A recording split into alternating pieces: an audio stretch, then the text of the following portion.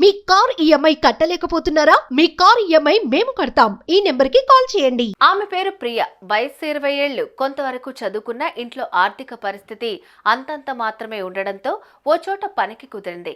పైసా పైసా పోగేసి తండ్రికిచ్చేది. అలా ఆమె జీవితం సంతోషంగానే సాగుతూ వస్తోంది. ఇంకోటి, మంగళవారం ప్రియ బర్త్డే.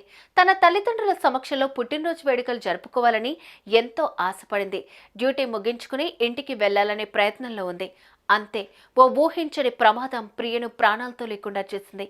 ఏం జరిగిందో తెలియకుండానే ఆ అమ్మాయి మంటల్లో కాలి సజీవ దహనం అయిపోయింది. ఆమెను కాపాడేందుకు శతవిధాల ప్రయత్నం చేసినా ఫలితం లేకుండా పోయింది. కూతురి చావు వార్త ఆ యువతి తల్లిదండ్రుల చెవిన పట్టంతో అయ్యో దేవుడా అంటూ గుండెలు పగిలేలాగా రోధించారు. ఎందుకు ప్రియ ఎలా చనిపోయింది, అసలేం జరిగింది తెలుసుకుందాం పదండి.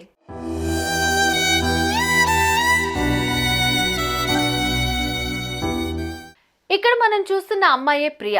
బెంగళూరుకు చెందిన ఈ యువతి రాజాజీ నగర్లోని డాక్టర్ రాజ్ కుమార్ రోడ్, నవరంగ్ జంక్షన్లో ఉన్న మై ఈవీ ఎలక్ట్రానిక్ బైక్ షోరూంలో 3 ఏళ్లుగా రిసెప్షనిస్ట్గా పనిచేస్తోంది. ఇంట్లో తల్లిదండ్రులకు ఎంతో కొంత ఆసరా అవ్వాలనే ఉద్దేశంతో ఉద్యోగంలో చేరింది. నెలా నెలా వచ్చిన జీతం అంతా తన తండ్రికి ఇచ్చేది. అయితే మంగళవారం ప్రియ పుట్టినరోజు కావడంతో ఉదయం త్వరగా షోరూంకి వెళ్లి సాయంత్రం తొందరగా ఇంటికి వెళ్లాలని అనుకుంది. అనుకున్నట్లే తొందరగానే షోరూంకి వెళ్ళింది.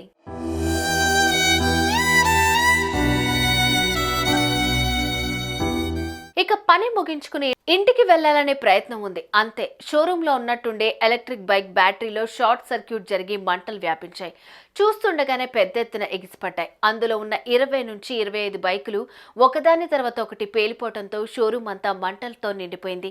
దీంతో సిబ్బంది అప్రమత్తమై బయటకు పరుగులు తీశారు. కానీ ప్రియా మాత్రం ఆ మంటల్లో చిక్కుకుపోయింది. సిబ్బంది ఆ యువతిని రక్షించాలనే శతవిధాల ప్రయత్నం చేసినా చివరికి ఫలితం లేకుండా పోయి ఆ అమ్మాయి మంటల్లో సజీవ దహనమైంది. వెంటనే అప్రమత్తమై స్థానికులు ఫైర్ సిబ్బందికి సమాచారం ఇవ్వడంతో అక్కడికి చేరుకుని మంటలను అదుపు చేశారు. అయితే ప్రమాద సమయంలో షోరూంలో ఉన్న కొందరు వ్యక్తులు తీవ్రంగా గాయపడగా ప్రియా మాత్రం ప్రాణాలతో లేకుండా పోయింది.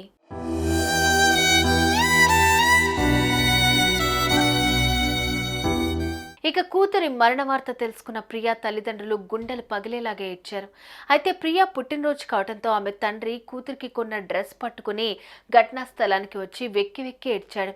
అతడు ఏడుస్తున్న తీరును చూసిన స్థానికులు సైతం కన్నీటి పర్యంతమయ్యారు. పుట్టినరోజు నాడే ప్రియా మరణించడంతో ఆమె కుటుంబ సభ్యులు శోక సంద్రంలో మునిగిపోయారు.